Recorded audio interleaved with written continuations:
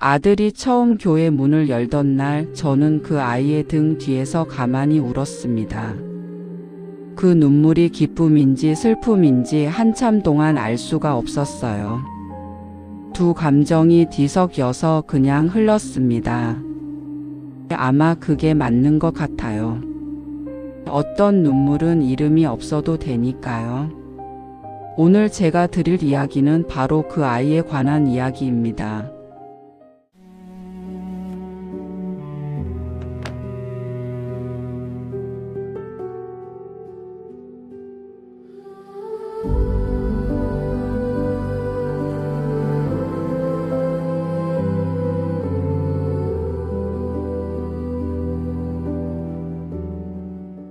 은총의 사연아.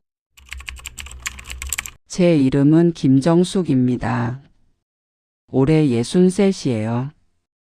부산에서 남편과 단둘이 살고 있습니다. 남편은 올해 66이고 작은 철물점을 운영하고 있어요.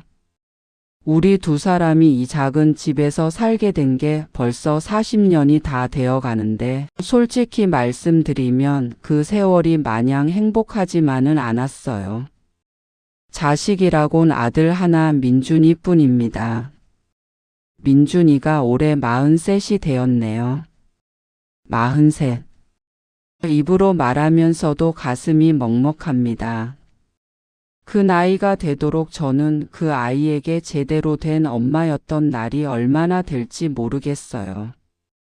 잘해줬다고 생각한 날들도 사실은 아이가 원하는 것과는 달랐을지도 모르고. 인생이란 게 그런 것 같아요. 최선을 다했다고 생각한 것들이 나중에 돌아보면 최선이 아니었던 것들. 민준이는 원래 영리한 아이였습니다. 어릴 때부터 눈치가 빠르고 책도 잘 읽었어요. 한 번 앉으면 몇 시간이고 책에서 눈을 떼지 않는 아이였어요. 제가 밥 먹으라고 불러도 못 들은 척하고 계속 읽고 있었는데 처음엔 그게 버릇없어 보였는데 지금 생각하면 그 집중력이 그 아이의 타고난 선물이었어요. 고등학교 때는 전교 10손가락 안에 드는 성적이었고 선생님들도 이 아이는 분명히 크게 될 겁니다 라고 하셨어요. 저는 그 말을 들을 때마다 가슴이 벅찼습니다. 하나님 감사합니다. 그 말이 절로 나왔어요. 새벽마다 교회에 나가 기도했어요. 이 아이를 붙들어 주세요. 이 아이의 앞길에 빛을 비춰주세요. 그런데 어느 순간부터인가 민준이가 멈춰버렸습니다. 대학 졸업 후 몇 군데 취직 시험을 봤는데 다 떨어졌어요. 그때가 민준이 26이었는지 27이었는지 지금은 정확히 기억이 안 나요. 그냥 그 시절 전체가 어떤 안개 속에 있는 것처럼 기억됩니다. 처음엔 괜찮아 다시 준비하면 돼 했습니다. 그런 자식이 어디 민준이 뿐이겠어요. 20대 초반에 좋은 직장 한 번에 들어가는 아이가 몇이나 되겠어요. 다들 한 번씩은 겪는 일이라 생각했습니다. 저도 남편도 아무 말 않고 기다렸어요. 그러다 어느 날 민준이가 말했어요. 엄마, 나 공무원 시험 준비할게. 그게 제일 안정적이잖아. 그 말이 얼마나 듬직하게 들렸는지 몰라요. 저는 당장 책상 앞에 앉아 기도했습니다. 하나님 아버지, 우리 민준이 붙게 해주세요. 딱 한 번만요. 이 아이가 발판 하나만 생기면 거기서 잘 해낼 수 있어요. 저 믿어요. 그런데 한 번이 2번 되고 2번이 3번 되고 3번이 4번, 5번이 되더니 어느 순간 민준이의 눈에서 빛이 꺼졌어요. 처음에 불합격 통보가 오면 민준이는 조용히 방으로 들어갔습니다. 그리고 다음 날 아침 일찍 일어나 다시 책 펼쳐놓는 아이였어요. 그 오기가 저는 기특했습니다. 저 아이는 괜찮다, 다시 일어난다, 그렇게 믿었어요. 그런데 서너 번을 거듭하고 나니 아침에 일어나지를 않는 거예요. 점심이 되어도 방문이 안 열려요. 남편이 노크를 하면 응 한마디만 하고 아무 대꾸가 없고, 저는 문 앞에 귀를 대고 숨소리를 들어보기도 했어요. 살아있다는 것만 확인되면 그냥 돌아섰습니다. 그 문을 열어보고 싶어도 열었다가 더 멀어질까봐 못 열었어요. 밥상 앞에 앉혀놓으면 밥은 먹어요. 그런데 눈이 어딘가 먼 곳을 보고 있는 거예요. 수저를 들고 밥을 뜨면서도 그 눈이 여기 있지 않아요. 몸만 여기 있고 마음은 어딘가 아주 먼데 가 있는 것 같은. 마치 깊은 물속에 가라앉은 사람처럼 표면에서는 멀쩡해 보이는데 사실은 숨을 못 쉬고 있는 사람처럼. 그게 제 가슴을 얼마나 미어지게 했는지 모릅니다. 저는 그때 처음으로 무서웠습니다. 병이 든 것도 아니고 다친 것도 아닌데 뭐라고 이름 붙일 수도 없는 상태. 의사한테 데리고 가야 하나 싶다가도 이 아이가 그걸 좋아하지 않을 것 같아서 못했어요. 말을 걸면 저 괜찮아요 라고 하니까. 괜찮지 않은데 괜찮다고 하는 그 말이 더 무서웠습니다. 세월이 그렇게 흘렀습니다. 어느 날 제가 세어보았어요. 민준이가 공무원 시험을 처음 보겠다고 했던 날부터 그날까지가 14년이었습니다. 14년이요.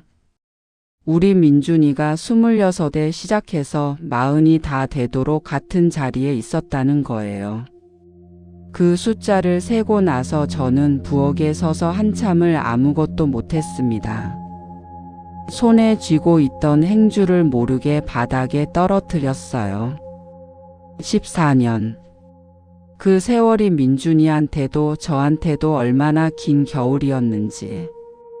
민준이는 그 사이에 책상 앞에 앉아 있는 시간도 점점 줄었어요.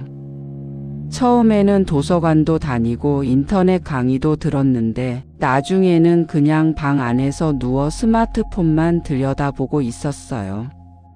가끔 제가 방 청소를 해주러 들어가면 구석에 쌓인 과자 봉지들, 음료수 캔들이 눈에 들어왔어요. 저는 그것들을 조용히 치우면서 아무 말도 하지 않았습니다. 한마디 하면 상처가 될 것 같아서. 시험 원서를 냈다가 당일에 안 가고 그냥 자버린 적도 있었습니다. 저는 그 사실을 나중에야 알았어요. 원서 접수 날짜가 적힌 종이를 우연히 발견했는데 그 날짜가 이미 지나 있었어요. 민준이한테 물었더니 그냥 고개를 숙이더라고요. 변명도 없었어요. 이유도 없었어요. 그냥 못 갔다고. 저는 그때 화를 내지 않았어요. 낼 수가 없었습니다. 화를 낼 마음이 생기려면 먼저 그 아이가 믿거나 원망스러워야 하는데 저는 그냥 너무 가슴이 아팠어요. 이 아이가 왜 못 갔을까? 무서웠던 거겠지. 또 떨어질까봐. 그 생각이 들었어요. 남편은 그 무렵부터 민준이한테 직접 말을 안 하게 되었어요. 말을 걸면 충돌이 생기니까. 남편이 너 오늘 뭐 했냐고 물으면 민준이는 그게 왜요라고 받아치고 그러면 남편이 화를 내고 민준이는 방문을 쾅 닫아버리고 그 소리가 집 안에 울릴 때마다 저는 부엌에서 손을 멈추고 잠시 눈을 감았어요. 하나님, 이 집 좀 살려주세요. 이 집이 죽어가고 있어요. 그런 일이 반복되다 보니 어느 순간부터 남편은 그냥 말을 안 하는 거예요. 식탁에서 밥을 먹으면서 남편은 텔레비전을 보고 민준이는 스마트폰을 보고 저는 두 사람 사이에 앉아 반찬을 이리 놓고 저리 놓으며 아무렇지 않은 척 했어요. 세 식구가 한 집에 살면서 밥은 같이 먹으면서 아무도 말을 안 하는 집. 그 침묵이 얼마나 무겁던지요. 어떤 날은 그 침묵이 저를 짓누르는 것 같았어요. 밥 먹는 소리, 수저 부딪히는 소리만 들리는데 그 소리들이 오히려 더 쓸쓸하게 느껴지는 그런 식탁. 저는 밤마다 이불 속에서 혼자 울었습니다. 남편 모르게 소리도 내지 않고 베개에 얼굴을 묻고 어깨만 들썩이는 울음. 하나님, 우리 민준이 어디 있어요? 이 아이가 어디 갔어요? 예전에 제 손잡고 엄마 엄마 부르던 그 아이가 어디로 사라진 거예요? 제가 뭘 잘못한 거예요? 어디서부터 잘못된 거예요? 기도가 기도처럼 느껴지지 않는 밤들이었어요. 그냥 하나님을 향해 던지는 탄식 같은 것. 그래도 저는 던졌습니다. 받아주시든 안 받아주시든 저는 매일 밤 그 탄식을 올려드렸어요. 그 무렵 제가 다니는 교회에서 특별 프로그램이 생겼습니다. 목사님이 어느 주일 설교 후에 말씀하셨어요. 요즘 우리 사회에 혼자 고립되어 사는 40대, 50대 세대가 늘고 있습니다. 취업도 못하고 연애도 못하고 가족과도 단절된 채 방 안에서만 지내는 중장년들이요. 통계를 보면 40에서 50 사이 혼자 고립된 가구가 갈수록 늘고 있다고 합니다. 이분들은 우리의 자녀이고 우리의 형제 자매입니다. 게으른 사람들이 아닙니다. 두려움에 갇힌 사람들입니다. 교회가 이들에게 먼저 손 내밀어야 합니다. 저는 그 말씀에 손이 떨렸어요. 왜냐하면 그게 바로 우리 민준이 이야기 같았거든요. 두려움에 갇혔다는 말. 그 말이 제 가슴 깊은 곳을 건드렸어요. 나는 그동안 그 아이를 게으르다고 생각하진 않았지만 두렵다는 말은 미처 생각 못했거든요. 목사님은 이어서 가정회복 프로그램을 시작한다고 하셨어요. 부모와 자녀가 함께 참여하는 소그룹 모임인데 서로를 이해하고 쌓인 감정을 나누고 하나님 안에서 관계를 회복하는 자리라고 하셨습니다. 교회 안에서 이미 비슷한 상처를 가진 가정들이 여럿 있다고 당신만 혼자가 아니라고. 그 말씀에 저는 고개를 들 수가 없었어요. 눈물이 차올라서. 저는 그날 집에 돌아와서 민준이 방문 앞에 한참 서 있었습니다. 복도가 어두웠어요. 낮인데도 커튼이 다 쳐져 있어서 집 안이 전반적으로 침침했습니다. 문 앞에 서서 저는 몇 번이나 손을 들었다 내렸다 했어요. 노크를 해야 하나 말아야 하나. 또 문 닫아버리면 어떡하나. 또 상처받으면 어떡하나. 나 때문에 오히려 더 움츠러들면 어떡하나. 그러다가 그냥 노크를 했어요. 안 할 수가 없었어요. 민준아. 왜요? 엄마 잠깐 얘기 좀 하면 안 될까? 긴 침묵이 흘렀습니다. 10초쯤 됐을까요? 그 10초가 얼마나 길게 느껴졌는지. 그러더니 문이 조금 열렸어요. 방 안은 커튼이 쳐져 있었어요. 낮인데도 어두웠습니다. 공기가 묵었어요. 오래 환기를 안 한 방의 냄새가 났습니다. 바닥에 과자 봉지랑 음료수 캔이 몇 개 놓여 있었고 책상 위에는 먼지가 앉은 공무원 시험 교재들이 아직 그대로였어요. 읽다만 책처럼 거기서 그냥 멈춰버린 시간처럼. 민준이는 이불 위에 걸터 앉아 저를 봤어요. 덥수룩한 머리가 얼굴을 반쯤 가리고 있었습니다. 눈 아래 다크서클이 짙었고 뺨이 좀 꺼진 것 같았어요. 살이 빠진 건지 아니면 표정이 없어져서 그렇게 보이는 건지. 저는 그 모습을 보는 순간 가슴이 너무 아파서 울 뻔했지만 꾹 참았어요. 울면 안 될 것 같았습니다. 이 아이 앞에서 또 눈물을 보이면 오히려 더 마음이 다칠 것 같았어요. 이 아이가 지금 필요한 건 엄마의 눈물이 아니라 엄마의 목소리라는 걸 알았습니다. 담담하게 그냥 이야기해야겠다 싶었어요. 저는 방 안작은 의자에 앉았어요. 그리고 말했습니다.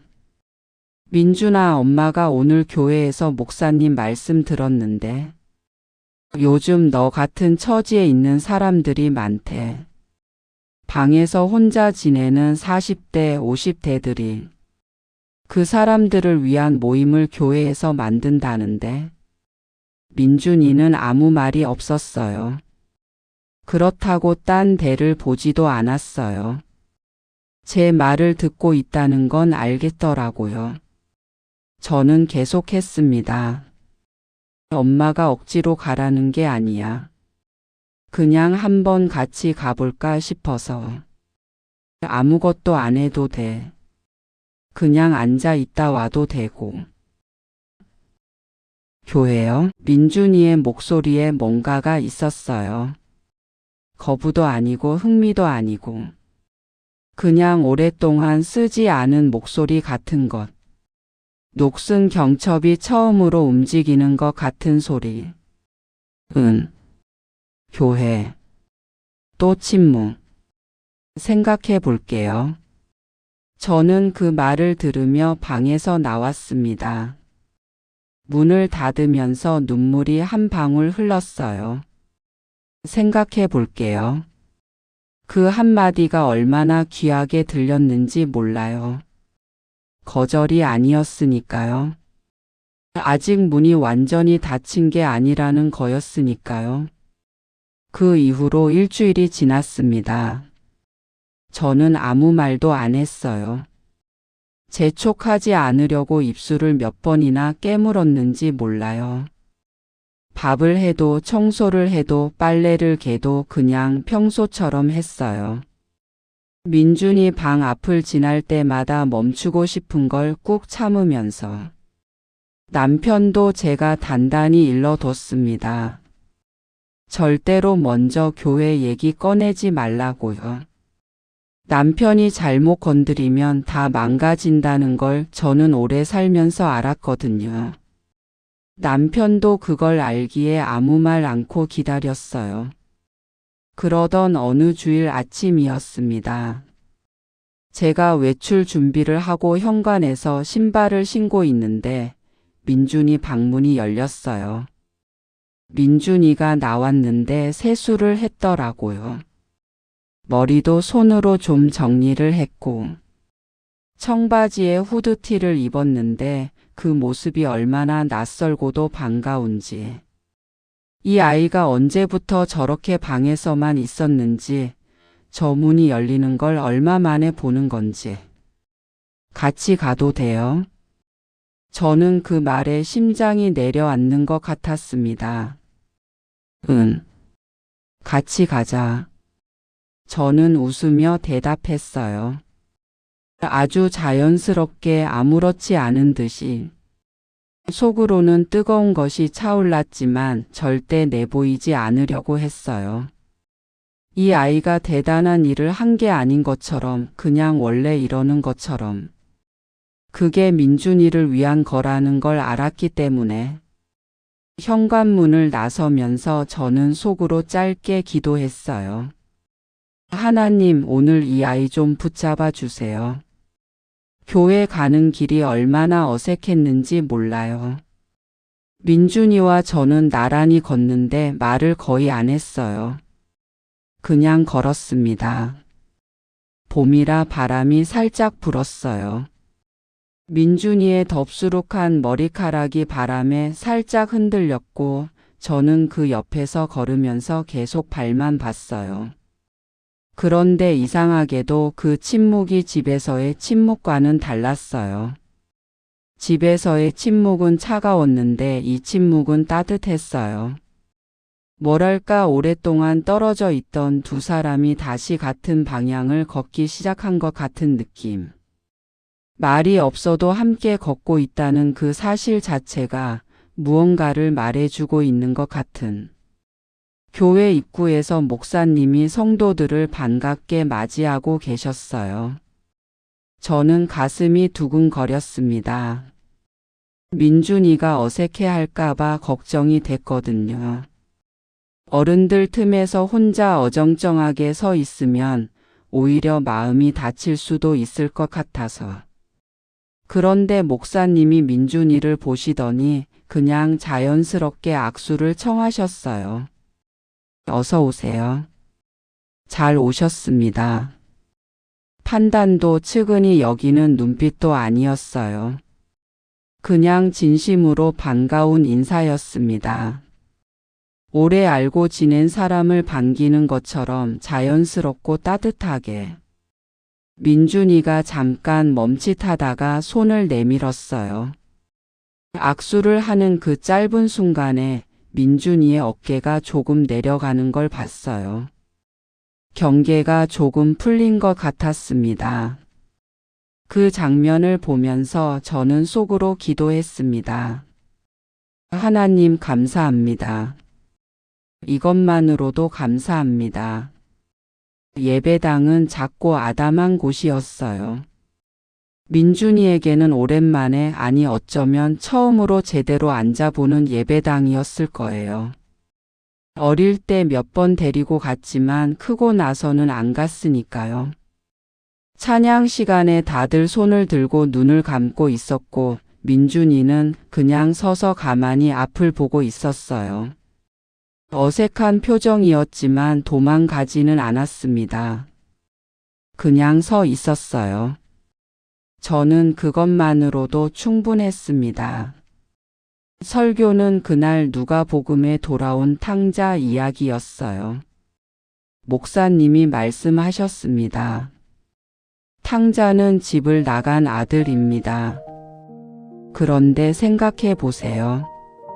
그 아들이 집을 나간 이유가 무엇이었을까요? 반항심?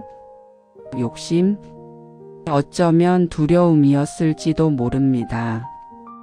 아버지의 기대를 감당하지 못할 것 같은 두려움. 실패할 것 같은 두려움. 그래서 먼저 떠나버린 것일 수도 있어요.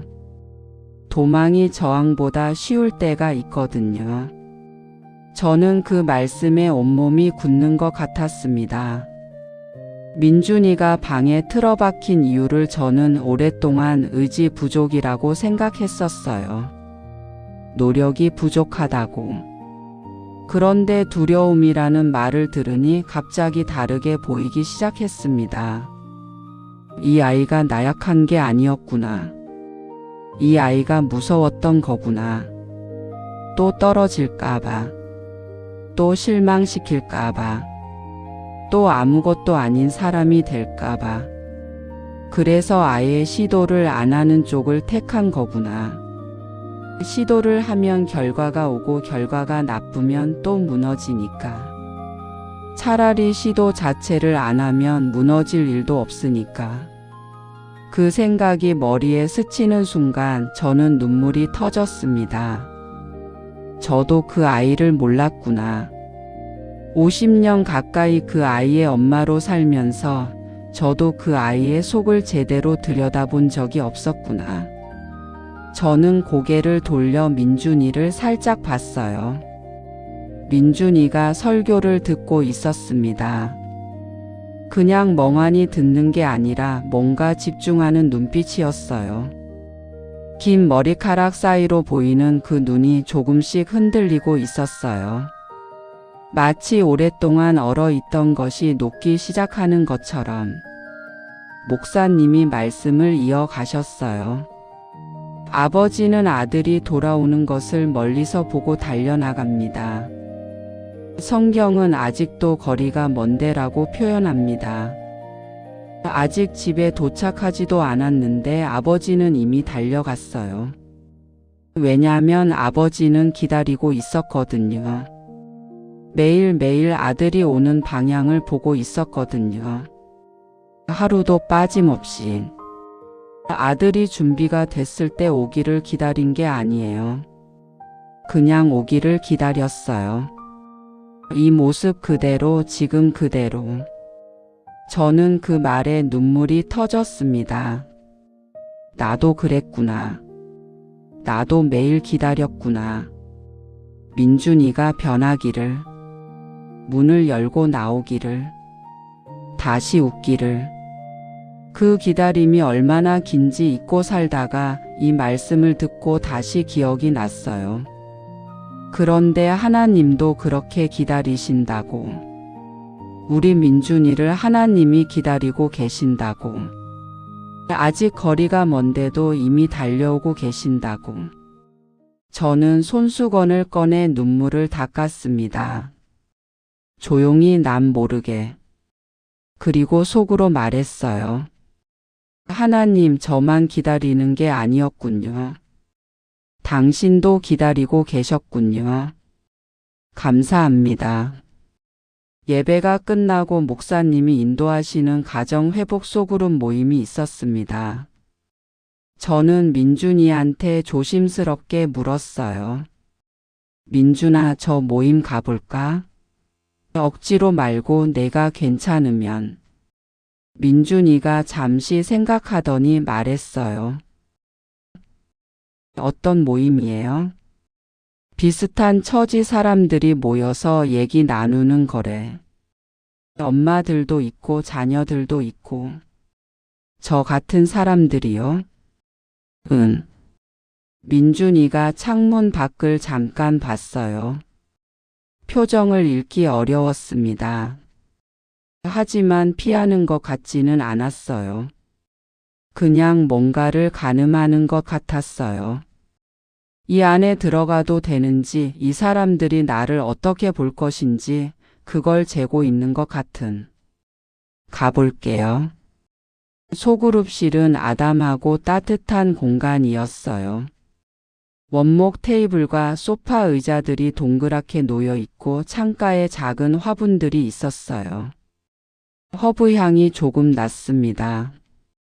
10명 남짓 앉아 있었는데 40대 남성 2명, 50대 남성 1명, 그리고 어머니로 보이는 분들 여럿이었어요. 처음엔 다들 조용했어요. 눈을 마주치기 어색한 그런 침묵이었습니다. 저는 민준이 옆에 앉아서 그냥 가만히 있었어요. 말을 걸고 싶었지만 이 아이가 스스로 이 공간에 익숙해질 시간이 필요할 것 같아서. 진행하시는 분이 자기소개도 강요하지 않으셨어요. 그냥 편하게 계세요. 말하고 싶을 때 말하면 됩니다. 아무 말 안 해도 괜찮아요. 여기 계신 것만으로도 충분합니다. 라고 하셨습니다. 처음에는 다들 조용했어요. 그러다 한 어머니가 먼저 입을 여셨습니다. 작고 마른 분이셨어요. 목소리도 작았는데 방 안은 조용해서 다 들렸어요. 저는 아들이 방에서 나온 지 3년이 됐어요. 처음엔 죽을 것 같았는데 이제는 아들이 편의점 아르바이트라도 하니까 그게 어찌나 감사한지. 아이가 아침에 일어나서 집을 나서는 걸 볼 때마다 오늘도 하나님 감사합니다 해요. 그 말에 여기저기서 눈물을 훔치는 분들이 계셨어요. 저도 코가 시큰해졌습니다. 또 한 남성분이 말씀하셨어요. 40대 중반쯤 되어 보이는 분이었어요. 저는 40 넘어서 부모님한테 손 벌리는 게 너무 부끄러웠어요. 근데 더 부끄러워서 아무것도 못했어요. 부끄럽고 무섭고 그래서 그냥 방에만 있었어요. 제가 한심한 게 아니라 무서웠던 거였다는 걸 여기 와서 처음 알았어요. 그 말에 민준이가 고개를 들었습니다. 저는 옆에서 보았어요. 민준이의 눈이 흔들리는 것을. 그 남자분의 말이 마치 민준이 자신의 말처럼 들렸을 거예요. 내 이야기잖아. 나만 이런 게 아니잖아. 그 생각이 민준이의 얼굴을 조금씩 바꿔놓고 있었습니다. 굳어있던 턱이 조금 풀렸고 꽉 쥐고 있던 무릎 위에 손이 조금 펴졌어요. 모임이 끝날 무렵 진행자분이 말씀하셨어요. 하나님은 지금 이 자리에 여러분을 부르신 겁니다. 지금 이 모습 그대로요. 더 나아지면 와도 된다는 게 아니에요. 성공한 다음에 오라는 게 아니에요. 지금 여기 이 모습으로 오셔도 됩니다. 하나님은 고쳐진 사람이 아니라 상처 입은 사람을 찾아오시거든요. 민준이가 그 말을 들으며 입술을 꼭 다물었어요. 눈이 빨개지는 게 보였습니다. 저는 그 옆에서 아들의 손을 살짝 잡았습니다. 손이 차가웠어요. 하지만 민준이가 손을 뿌리치지 않았어요. 20년 만에 처음으로 민준이가 제 손을 뿌리치지 않았어요. 저는 속으로 조용히 하나님께 감사를 드렸습니다. 소리도 없이 그냥 마음속에서 하나님 감사합니다. 이걸로 충분합니다. 정말로 이걸로 충분합니다. 그날 이후 민준이는 바로 달라지지 않았어요. 세상 일이 그렇게 드라마처럼 바뀌진 않잖아요. 다음 날도 방에서 늦게 일어났어요. 밥도 아직 새 식구가 말없이 먹었고요. 아직 아무것도 달라진 게 없는 것 같았습니다. 그래도 작은 것들이 하나씩 바뀌었습니다. 일주일에 한 번 소그룹 모임에 나가기 시작했어요. 저는 같이 가겠다고 했지만 두 번째부터는 민준이가 혼자 갔어요. 그게 더 좋은 신호라는 걸 알았습니다. 엄마 손 잡고 가는 게 아니라 스스로 가는 것. 그게 진짜 시작이니까요. 처음엔 그냥 듣기만 하다가 세 번째 모임부터는 조금씩 말을 했어요. 짧은 말이었지만 2달쯤 지났을 때 민준이가 저한테 왔습니다. 엄마, 나 머리 자르려고요. 저는 깜짝 놀랐어요. 왜? 그냥 답답하게 느껴져서요. 이제. 그 이제라는 말이 얼마나 많은 것을 담고 있는지 저는 알았습니다. 전에는 답답하지 않았다는 게 아니라 전에는 답답해도 아무것도 하기 싫었다는 거예요. 이제는 그 답답함을 해결하고 싶다는 거예요. 아주 작은 것부터. 이발소에서 돌아온 민준이를 보는데 눈물이 났습니다. 숨기려 했는데 안 됐어요. 짧게 자른 머리, 깔끔하게 정리된 얼굴, 오랫동안 머리카락에 가려 있던 눈동자가 이제 환하게 보였어요. 그 눈이 얼마나 따뜻한지 저는 잊고 있었습니다. 어릴 때 민준이 눈이 그렇게 따뜻했는데 그 눈이 거기 있었어요. 여전히 사라진 게 아니었어요. 그냥 잠시 가려져 있었던 것 뿐이었어요. 민준이가 제 눈물을 보고 당황했어요. 엄마, 왜 울어요? 그냥 반가워서. 민준이가 잠시 가만히 있다가 말했어요. 나도요. 그 세 글자가 제 평생 들은 말 중에 제일 귀한 말이었어요. 나도요. 나도 반가워요. 이 얼굴이, 이 엄마가, 이 삶이. 그 말 속에 그게 다 들어있는 것 같았습니다. 그 후로 민준이는 조금씩 세상 밖으로 나오기 시작했습니다. 교회 청년부가 아닌 장년부에서 봉사를 시작했는데 처음엔 주차 안내를 했어요. 이른 아침에 일어나서 조끼를 입고 교회 앞에 서는 아들. 지나가는 차에 손을 들어 안내하는 아들. 그게 뭐 대단한 일이냐고 하실 수 있겠지만 저한테는 세상에서 제일 대단한 일이었습니다. 아침에 일어난다는 것, 집 밖을 나간다는 것, 어딘가에서 역할을 가진다는 것. 그 평범한 것들이 얼마나 오래 사라져 있었는지 저는 알았으니까요. 그 뒷모습을 보며 저는 교회 구석에서 혼자 기도했습니다. 하나님 감사합니다.